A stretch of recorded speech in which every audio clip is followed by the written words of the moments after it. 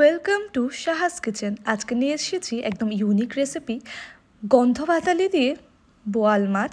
তার জন্য নিয়েছি গন্ধভাতালি, থানকুনি পাতা আর নরসিংহ পাতা, আর সাথে নিয়েছি পেঁয়াজ, কাঁচা লঙ্কা আর রসুন।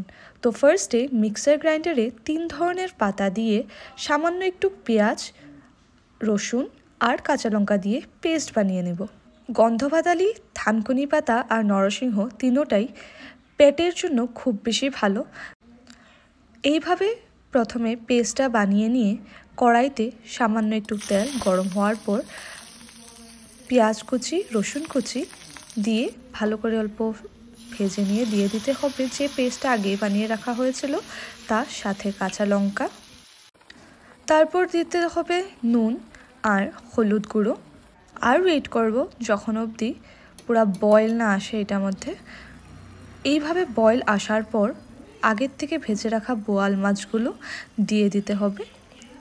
তারপর একটু সময় ওয়েট করতে হবে, কারণ মাছটার মধ্যে যাতে এই গ্রেভিটার টেস্টটা ঢুকে যায়, না হলে খেতে আবার বিশেষ একটা ভালো লাগবে না। আর যারা ভাবছেন যে গন্ধভাতালিতে খুব বাজে গন্ধ করে, খেয়ে বাজে লাগবে, আপনারা ট্রাই করে দেখতে পারেন। জিনিসটা বানানোর পরে এটার টেস্টটা পুরো উল্টে যায়, মানে আপনারা বুঝবেনই না এটা আমাদের কিছু একটা গন্ধ ছিল বলে, আর এত বেশি ভালো লাগে। আমিও এটা ফার্স্ট টাইমই ট্রাই করেছি।